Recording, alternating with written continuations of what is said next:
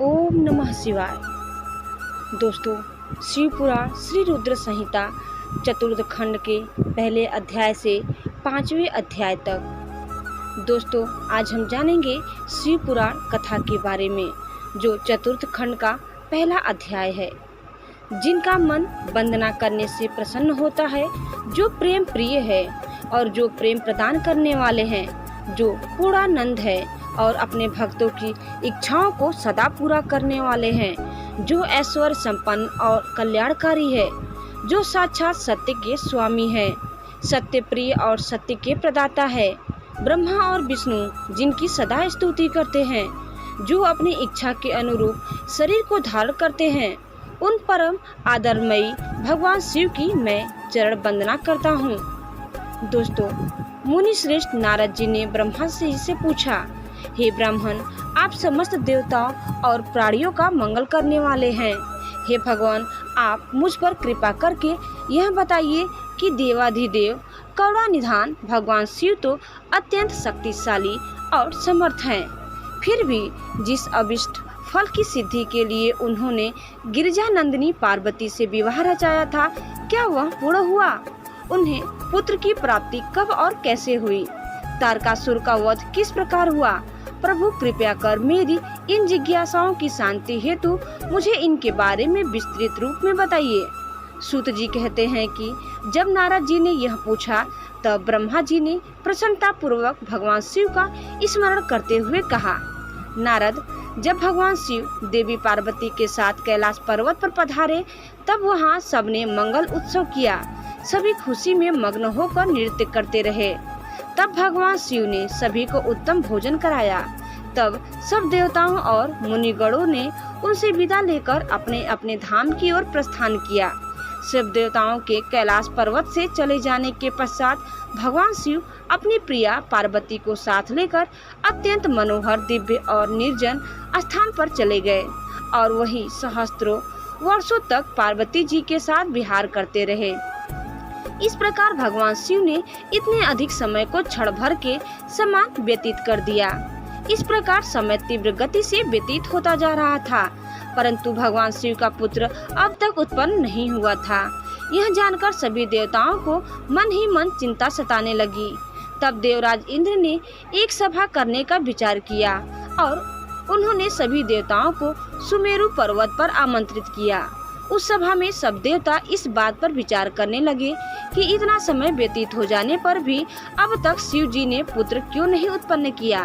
वे सोचने लगे कि शिव जी अब क्यों विलम्ब कर रहे हैं। उस समय मुझ ब्रह्मा को लेकर सब देवता भगवान श्री हरि विष्णु के पास गए और कहने लगे कि हे हरे, भगवान शिव हजारों वर्षों से रति क्रीड़ा कर रहे हैं। उनका पार्वती जी के साथ विहार अब भी जारी है, परंतु अब तक किसी शुभ समाचार की प्राप्ति नहीं हुई है। तब भगवान श्री हरि विष्णु मुस्कुराए और बोले, हे देवताओं, आप इस विषय में इतनी चिंता मत कीजिए। शिव जी स्वयं अपनी इच्छा अनुसार इस स्थिति से विरत हो जाएंगे। वैसे भी हमारे शास्त्रों में इस बात का उल्लेख है कि जो व्यक्ति स्त्री पुरुष का वियोग कराता है, उसे हर जन्म में इस वियोग को स्वयं भी भोगना पड़ता है। अतः अभी कुछ भी नहीं करना चाहिए। कुछ समय और व्यतीत हो जाने दो। अभी हमें सिर्फ प्रतीक्षा करनी होगी। कुछ देर सोचने के पश्चात श्री हरि ने पुनः कहा, 1000 वर्ष बीत जाने पर आप सब लोग शिव जी के पास जाना तथा कोई युक्ति लगाकर ऐसा उपाय करना कि उनका शक्तिपात किसी भी प्रकार से हो जाए। उसी शक्ति से हमें उनके पुत्र की प्राप्ति हो सकती है। परंतु इस समय आप सब देवता अपने अपने धाम को चले जाएं। भगवान शिव को अपनी पत्नी पार्वती के साथ आनंद पूर्वक विहार करने दें। सब देवताओं को समझाकर श्री हरि बैकुंठ धाम को चले गए। श्री हरि के चले जाने के उपरांत सब देवताओं ने अपनी चिंता त्याग दी और प्रसन्नता पूर्वक अपने अपने धाम चले गए। समय अपनी गति से बीतता गया, परंतु शिव जी का पुत्र नहीं हुआ। तारकासुर का भय और आतंक का साया दिन पर दिन और बढ़ने लगा। देवताओं सहित ऋषि मुनियों और साधारण मनुष्यों का जीवन उसने दूर भर कर दिया था। तारकासुर के डर से पृथ्वी कांप उठी। तब श्री विष्णु जी ने सब देवताओं को बुलाया और भगवान शिव के पास चलने के लिए कहा। तब सब देवताओं को साथ लेकर भगवान श्री हरि और मैं भगवान शिव से भेंट करने के लिए कैलाश पर्वत पर पहुँचे। परंतु भगवान शिव कैलाश पर्वत पर नहीं थे। उनके गढ़ों से जब हमने महादेव जी के विषय में पूछा तो उन्होंने बताया कि भगवान शिव माता पार्वती के पास उनके मंदिर में गए हैं। तब श्री हरि ने शिव गढ़ों से उनका पता पूछा। तत्पश्चात हम सब उस स्थान पर पहुँचे जहाँ त्रिलोकीनाथ भगवान शिव अपनी प्रिया के साथ निवास कर रहे थे। तब वहाँ उनके निवास के द्वार पर पहुंचकर सब देवताओं ने भगवान शिव का स्मरण कर उन्हें मन में प्रणाम कर उनकी स्तुति आरंभ कर दी। दोस्तों, श्री रुद्र संहिता के चतुर्थ खंड का दूसरा अध्याय। ब्रह्मा जी बोले, हे नारद, भगवान शिव तो सर्वेश्वर हैं, हर विषय के ज्ञाता है, भला उनसे कोई बात किस प्रकार छुप सकती है। भगवान शिव तो महान योगी हैं और सब कुछ जानने वाले हैं। इसीलिए उन्होंने अपने योग बल से यह जान लिया है कि मैं विष्णु जी सभी देवताओं को साथ लेकर उनके द्वार पर आए हैं। तब वे बड़े हर्षित हुए और हम सबसे मिलने के लिए द्वार पर पधारे और हमारी स्तुति को स्वीकारते हुए बोले, आप सब एक साथ यहाँ क्यों पधारे हैं। तब हमने अपने अपने आने का प्रयोजन बताते हुए कहा कि हे देवाधिदेव करुणा निधान भगवान, तारकासुर के अत्याचार दिन प्रतिदिन बढ़ते जा रहे हैं। प्रभु, अब तो उपाय कीजिए कि हमें उसके आतंक से मुक्ति मिल जाए। देवताओं के इन वचनों को सुनकर भगवान शिव दुखी हो गए और कुछ देर तक चुपचाप कुछ सोचने के बाद बोले, हे देवताओं, आपके दुखों को मैं समझ रहा हूँ, परंतु मेरे लिए एक कठिन समस्या है कि मेरे द्वारा किए गए शक्तिपात को कौन धारण कर सकता है। ऐसा कहकर उन्होंने अपना शक्तिपात धरती पर गिरा दिया। तब सब देवताओं ने अग्निदेव से प्रार्थना की कि वे भगवान शिव की उस शक्ति को कपोत बनकर धारण कर ले। सब देवताओं का आग्रह स्वीकार करके अग्निदेव ने कपोत रूप धारण कर उस शक्ति को अपने अंदर समाहित कर लिया। जब बहुत देर तक भगवान शिव देवी पार्वती के पास वापस नहीं पहुँचे तो परेशान होकर देवी स्वयं उन्हें देखने बाहर चली आई। वहाँ जब उन्होंने अग्निदेव को उस शक्ति का भक्षण करते हुए देखा तो वे क्रोधित हो गयीं। उस समय उनकी आंखें गुस्से के कारण लाल हो गई थी। तब देवी पार्वती ने अग्निदेव से कहा, हे दुष्ट अग्निदेव, आपने मेरे पति त्रिलोकीनाथ की शक्ति का भक्षण किया है, इसीलिए आज मैं तुम्हें शाप देती हूँ कि तुम सर्वभक्षी होगे। जो भी तुम्हारे संपर्क में आएगा वह तत्काल नष्ट हो जाएगा। तुम सर्वथा इस आग में स्वयं भी जलते रहोगे। अग्निदेव को क्रोध में यह शाप देकर देवी पार्वती वहाँ से चली गई। उनके साथ शिव जी भी वहाँ से चले गए। इधर समस्त देवताओं द्वारा अग्नि में होम करने से और अन्न आदि के सेवन द्वारा वह शक्ति सब देवताओं के शरीर में पहुँच गई। उस शक्ति की गर्मी से सभी देवता दुखी हो गए थे। तब सब पुनः भगवान शिव की शरण में पहुँचे और उनसे हाथ जोड़कर प्रार्थना करने लगे कि भगवान, हमें इस जलन से मुक्ति दिलाएं। हम सबकी पीड़ा अनुभव कर उन्होंने हमसे कहा कि इस शक्ति के ताप और जलन को बंद करने के लिए उसे हमें अपने शरीर के वमन के द्वारा बाहर निकालना होगा। भगवान शिव की आज्ञा मानकर हम सभी देवताओं ने वमन द्वारा शिव जी की उस शक्ति को अपने शरीर से निकाल दिया। उसके निकलते ही सब ने संतोष की सांस ली और महादेव जी की स्तुति करके उन्हें धन्यवाद दिया। परंतु अग्निदेव की पीड़ा किसी भी प्रकार कम नहीं हो रही थी। उनका हृदय जल रहा था। तब मैंने अग्निदेव को भगवान शिव की शरण में जाने की सलाह दी। मेरी बात मानकर अग्नि देवता ने भक्तवत्सल भगवान शिव की बहुत स्तुति की। तब शिव जी प्रसन्न हुए और बोले, कहिए अग्निदेव, आप क्या कहना चाहते हैं। तब अग्निदेव ने हाथ जोड़कर भगवान को प्रणाम किया और उनकी स्तुति की। तत्पश्चात वे बोले, हे देवाधिदेव, कृपा करके मेरे अपराध को क्षमा कर दीजिए। मैं बहुत बड़ा मूर्ख हूँ जो मैंने आपकी शक्ति का भक्षण कर लिया। आप मुझे क्षमा करें और मुझ पर प्रसन्न हो। भगवान, मुझ पर कृपा कर इस शक्ति के ताप को कम करके मुझे मुक्ति दिलाएं। यह सुनकर भगवान प्रसन्नता पूर्वक अग्निदेव से बोले, हे अग्निदेव, आपने उस शक्ति का सेवन करके बहुत बड़ी भूल की है। आपने किए का अपने दंड आप काफी समय से भोग रहे हैं, इसीलिए मैं आपको क्षमा करता हूँ। तुम मेरी इस शक्ति को किसी नारी शरीर में स्थिर कर दो, ऐसा करने से तुम्हारे सभी कष्ट दूर हो जाएंगे। यह सुनकर अग्नि ने दोबारा प्रश्न किया कि भगवान, आपका तेज धारण करने की क्षमता तो किसी में भी नहीं है। तभी नारद तुम भी वहां आ गए और अग्निदेव से बोले कि जैसा भगवान शिव की आज्ञा है वैसा ही करो, ऐसा करने से तुम्हारे कष्ट दूर हो जाएंगे। तब तुमने अग्निदेव से कहा कि माघ महीने में जो भी स्त्री सबसे पहले प्रयाग में स्नान करे उसके शरीर में आप इस शक्ति को स्थित कर देना। माघ का महीना आने पर सुबह ब्रह्म मुहूर्त में सर्वप्रथम सप्तऋषियों की पत्नियां प्रयाग में स्नान करने पहुंची। स्नान करने के उपरांत जब उन्होंने अत्यधिक ठंड का अनुभव किया तो उनमें से 6 स्त्रियां अग्नि के पास जाकर आग तापने लगी। उसी समय उनके रोमों के द्वारा शिवजी की शक्ति के कण अग्नि से निकलकर उनके शरीर में पहुंच गए। तब अग्निदेव को जलन की पीड़ा से मुक्ति मिल गई। समय अनुसार वे 6 ऋषि पत्नियां गर्भवती हो गई। उनके पतियों ने उन्हें व्यभिचारी समझकर उनका त्याग कर दिया। तब वे सब हिमालय पर्वत पर जाकर तपस्या करने लगी। वहीं उस पर्वत पर उन्होंने कई भागों में मानव अंगों को जन्म दिया, परंतु वह पर्वत उनके भार को सहन नहीं कर सका और उसने उन्हें गंगा जी में गिरा दिया। गंगा जी ने उन्हें जोड़ दिया, पर वे उस बालक के तेज को सहन नहीं कर सकी और उसे अपनी तरंगों में बहाकर सरकंडे के वन के निकट छोड़ दिया। वह तेजस्वी बालक मार्गशीर्ष में शुक्ल षष्ठी के दिन पृथ्वी पर उत्पन्न हुआ। उसके पृथ्वी पर आते ही सभी को आनंद की अनुभूति हुई। आकाश में दुदुभियां बजने लगी और फूलों की वर्षा होने लगी। दोस्तों, श्री रुद्र संहिता के चतुर्थ खंड का 3रा अध्याय। नारद जी बोले, हे ब्रह्मा जी, जब वह बालक पृथ्वी पर अवतरित हो गया तब वहाँ क्या और कैसे हुआ? तब नारद जी का प्रश्न सुनकर ब्रह्मा जी बोले, हे नारद, जब गंगा जी द्वारा उस तेजस्वी बालक को लहरों द्वारा बहाकर सरकंडे के वन के पास छोड़ दिया गया तब वहाँ मुनि विश्वामित्र पधारे।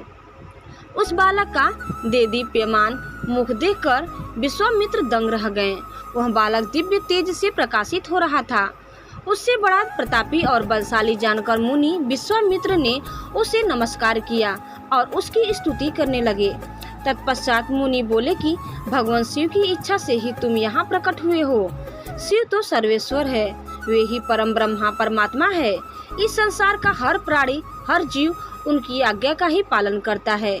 तब मुनि विश्वामित्र के ऐसे वचन सुनकर वह बालक बोला, हे महाज्ञानी प्रकांड पंडित मुनि विश्वामित्र, मेरे इस स्थान पर आने के बाद सर्वप्रथम आप ही यहाँ पधारे हैं। निश्चय ही आपका यहाँ आना भगवान शिव की प्रेरणा से ही प्रेरित है, इसीलिए आप ही विधि विधान के अनुसार मेरा नामकरण संस्कार कीजिए। आज से आप ही मेरे पुरोहित हैं और मेरे द्वारा पूज्य हैं। मेरे द्वारा पूज्य होने के कारण आप इस जगत में विख्यात और पूज्य होंगे। उस बालक के ऐसे वचन सुनकर मुनि विश्वामित्र आश्चर्यचकित होकर उस बालक से पूछने लगे कि हे बालक, आप कौन हैं? अपने विषय में मुझे बताइए। तब उनकी बात सुनकर वह बालक बोला, हे विश्वामित्र, अब आप महर्षि हो गए हैं। मेरे विषय में जानने से पूर्व आप मेरा संस्कार कीजिए। तब मुनि विश्वामित्र ने उस अद्भुत बालक का नामकरण संस्कार किया और उसका नाम कार्तिकेय रखा। गुरु दक्षिणा के रूप में उसने मुनि को दिव्य ज्ञान प्रदान किया। तब मैंने स्वयं वहां जाकर उस बालक को गोद में लिया और उसे चूमा। तत्पश्चात मैंने उसे शक्तियां और शस्त्र प्रदान किए। उन अद्भुत शक्तियों को प्राप्त कर वह बालक बहुत प्रसन्न हुआ और तुरंत ही पहाड़ पर चढ़ गया। पहाड़ पर चढ़कर वह उसके शिखरों को गिराने लगा तथा वहां की संपदा नष्ट करने लगा। यह देखकर उस स्थान पर निवास करने वाले राक्षस उस बालक को मारने के लिए दौड़े। उन भयंकर राक्षसों से बिना भयभीत हुए उसने उन सबको भगा दिया। उनके भयंकर युद्ध से पूरा त्रिलोक कांपने लगा। त्रिलोक को भयभीत होता देखकर सब देवता वहां पहुँचे। देवराज इंद्र ने क्रोध में आकर उस बालक पर प्रहार किया। इस प्रहार के फलस्वरूप उस बालक के शरीर से विशाख नाम का दूसरा पुरुष पैदा हो गया। उन्होंने उस बालक पर एक और प्रहार किया तो नेगम नाम का एक और महाबली पुरुष पैदा हो गया। इस प्रकार इंद्र के प्रहारों से 4 स्कंद पैदा हुए जो बहुत वीर और बलवान थे। तब क्रोधित होकर ये चारों स्कंद एक साथ मिलकर स्वर्ग के राजा इंद्र को मारने के लिए दौड़े। यह देखकर इंद्र घबराकर अपनी जान बचाने के लिए कहीं दूर जाकर छिप गए। उनको ढूंढते ढूंढते वह बालक उनके धाम स्वर्ग में पहुंच गया। उस समय जब वह बालक स्वर्ग पहुंचकर देवराज इंद्र को ढूंढ रहा था, एक सुंदर सरोवर में 6 कृतिकाएं स्नान कर रही थी। उस सुंदर सलोने बालक को देखकर वह उसे प्यार करने और गोद में खिलाने के लिए दौड़ी और उसे पकड़कर ले आई। तब उन कृतिकाओं ने उस नन्हे बालक को बहुत प्यार किया और तब वे आपस में उसे दूध पिलाने के लिए लड़ने लगी। तब उस बालक ने 6 मुख धारण करके सब माताओं का स्तनपान किया। तब वे प्रसन्नता पूर्वक उस बालक को अपने साथ अपने लोक में ले गईं और उसका लालन पालन करने लगी। दोस्तों, श्री रुद्र संहिता के 4th खंड का 4था अध्याय। ब्रह्मा जी बोले, इस प्रकार उस दिव्य बालक को लेकर वे कृतिकाएं अपने लोक में चली गईं। वहां जाकर उन्होंने उस बालक को सुंदर वस्त्रों और आभूषणों से अलंकृत किया और बड़े लाड प्यार से उस बच्चे को पालने लगी। जब बहुत समय व्यतीत हो गया तब एक दिन पार्वती जी ने अपने पति शिव जी से पूछा, हे प्रभु, आप तो सबके ईश्वर हैं, सब प्राणियों की बंदनी हैं, सब आपका ही ध्यान करते हैं। भगवान, मैं आपसे एक बात पूछना चाहती हूँ। तब त्रिलोकीनाथ भगवान शिव ने मुस्कुराकर कहा, हे देवी, पूछो क्या पूछना चाहती हो। तब देवी पार्वती ने कहा, प्रभु, आपकी शक्ति जो पृथ्वी पर गिरी थी वह कहाँ गई। देवी पार्वती के इन वचनों को सुनकर शिव जी ने विष्णु जी, मेरा और सब देवताओं और मुनियों का स्मरण किया। यह ज्ञात होते ही कि भगवान शिव ने हमें बुलाया है, हम सभी तुरंत कैलाश पर्वत पर चले गए। वहां पहुंचकर हमने महादेव जी और देवी पार्वती को हाथ जोड़कर नमस्कार किया और उनकी स्तुति की। तब भगवान शिव बोले, हे देवताओं, मुझे यह बताइए कि मेरी वह अमोघ शक्ति कहाँ है। शीघ्र बताओ, अन्यथा मैं तुम्हें इसके लिए दंड दूंगा। भगवान शिव के ये वचन सुनकर सभी देवता भय से कांपने लगे।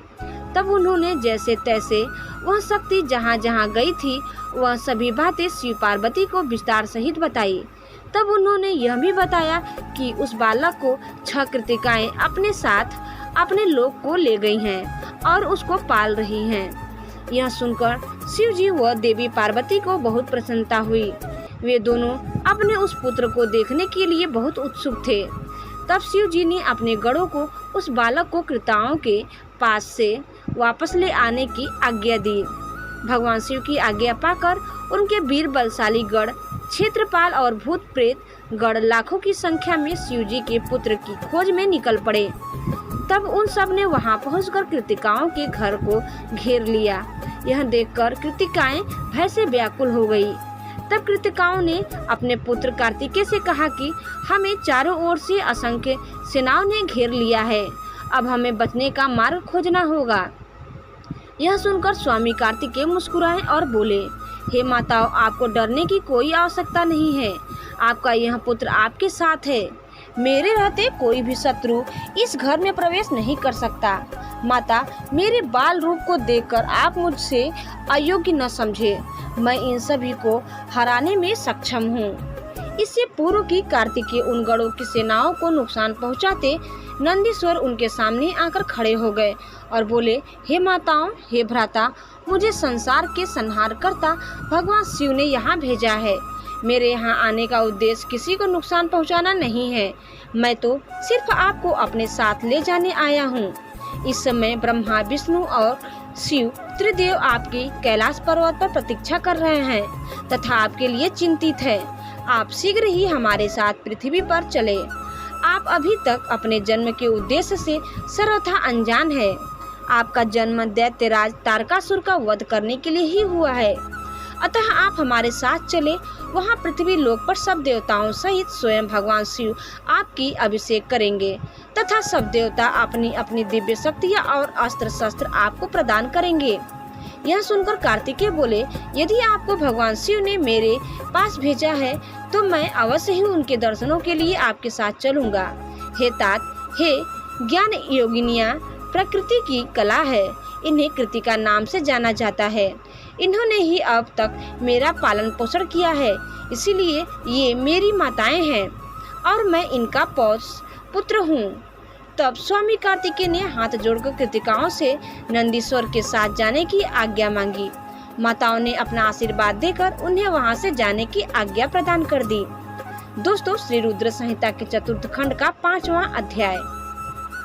ब्रह्मा जी बोले, जब कार्तिकेय अपनी माताओं कृतिकाओं से आज्ञा लेकर भगवान शिव के पास जाने के लिए वहां से निकले तो द्वार पर देवताओं के शिल्पी विश्वकर्मा द्वारा बनाया गया सुंदर रथ उनकी प्रतीक्षा कर रहा था। वह रथ दिव्य था और द्रुत गति से चलने वाला था। उस रथ को उनकी माता पार्वती ने उनके लिए भेजा था। उनके पार्षद उस रथ के पास खड़े हुए थे। कार्तिकेय दुखी मन से उस रथ पर चढ़ने लगे। तभी उनकी माताएं दौड़कर रोते हुए उनसे लिपट गईं और कहने लगी कि पुत्र, हम तुम्हारे बिना क्या करें? पुत्र, हम तुमसे बहुत प्यार करते हैं। तुम्हारे बिना यहाँ रहना हमारे लिए संभव नहीं है। तुम शीघ्र ही वापस लौट आना। यह कहकर उन्होंने कार्तिकेय को हृदय से लगा लिया और भारी मन से कार्तिकेय को रोते रोते जाने की आज्ञा दी। तब कार्तिकेय ने कृतिकाओं को अध्यात्म ज्ञान प्रदान किया। तत्पश्चात कार्तिकेय उस दिव्य मनोहर रथ पर बैठ गए और वह उन्हें ले उड़ा। आकाशीय मार्ग से तीव्र गति से चलता हुआ वह रथ कैलाश पर्वत पर आकर रुका। तब शिवगणों ने भगवान शिव और माता पार्वती के पास जाकर कार्तिकेय के आगमन की शुभ सूचना उन्हें दी। उनके आगमन के बारे में सुनकर भगवान शिव और देवी पार्वती बहुत प्रसन्न हुए। तत्पश्चात भगवान शिव मुझे विष्णु जी, देवी पार्वती और अन्य देवताओं को साथ लेकर उस स्थान पर पहुँचे जहाँ कार्तिकेय का रथ रुका हुआ था। सबके मन में गंगा जी से उत्पन्न उस बालक को देखने की बड़ी इच्छा थी। जब सब देवता कार्तिकेय से मिलने के लिए आ रहे थे, उस समय चारों दिशाओं में शंख और मेरी भेरी बजने लगी। सभी शिवगण नाचते गाते और उनकी जय जयकार करते हुए अपने आराध्य भगवान शिव के पुत्र को देखने के लिए चल दिए। वहां पहुंचकर सब बहुत प्रसन्न हुए। भगवान शिव ने प्रेम पूर्वक उस बालक को गोद में बैठा लिया। तब पार्वती देवी ने भी उस बालक को बहुत प्यार किया। भगवान शिव ने उस बालक के लिए एक सुंदर रत्नों से जड़ा हुआ सिंहासन मंगाया और उस पर सिंहासन पर बालक को बैठाया। तत्पश्चात भगवान शिव ने सब तीर्थ स्थानों से मंगाए गए जल को वेद मंत्रों से पवित्र करके उससे बालक को स्नान कराया। 6 कृतिकाओं द्वारा पोषित होने के कारण उस दिव्य बालक को कार्तिकेय के नाम से जाना गया। तीर्थों के पवित्र जल से स्नान कराने के उपरांत सभी देवताओं ने कार्तिकेय को तरह तरह की अमूल्य वस्तुएं, विद्याएं और अद्भुत शक्तियां प्रदान की। तब सर्वप्रथम देवी पार्वती ने अपने पुत्र को हृदय से लगाकर उसे चिरंजीवी होने का आशीर्वाद प्रदान किया। माता लक्ष्मी ने दिव्य मनोहर हार उस बालक को पहनाया तो देवी सावित्री ने सारी सिद्धि विद्याएं उन्हें प्रदान की। फिर विष्णु जी ने रत्नों से निर्मित किरीट, मुकुट, बाजूबंद, वैजयंती माला और अपना सुदर्शन चक्र उन्हें प्रदान किया। भगवान शिव ने प्रसन्नता पूर्वक अपने पुत्र कार्तिकेय को शूल, पिनाक, फरसा, शक्ति, पाशुपात्र, बाण, संहार शास्त्र आदि परम दिव्य वस्तुएं प्रदान की। फिर मुझ ब्रह्मा ने यज्ञोपवीत वेद माता गायत्री ने कमंडल, ब्रह्मास्त्र तथा शत्रुओं का नाश करने वाली विद्या प्रदान की। देवराज इंद्र ने अपना वाहन ऐरावत हाथी और वज्र प्रदान किया। वायुदेव वरुण ने श्वेत छत्र और रत्नों की मालाएं प्रदान की। सूर्यदेव ने मन की तरह तीव्र गति से चलने वाला द्रुतगामी रथ और शरीर की रक्षा करने वाला कवच भी प्रदान किया। यमराज द्वारा दंड और समुद्र देव द्वारा उन्हें अमृत भेंट किया गया। धन के अकूत भंडार के स्व कुबेर ने गदा दी। इस प्रकार सब देवताओं ने भगवान शिव के पुत्र कार्तिकेय को अनेकों प्रकार के अस्त्र शस्त्र और उपहार प्रदान किए। सभी देवताओं और शिवगणों ने उनका अभिवादन किया। इस समय वहां पर बहुत बड़ा उत्सव होने लगा। चारों ओर हर्ष की लहर दौड़ रही थी। दोस्तों, यह कथा हम यहीं समाप्त करते हैं। मिलते हैं दूसरे वीडियो में दूसरी कथा के साथ। तब तक धन्यवाद। ओम नमः शिवाय। हर हर महादेव।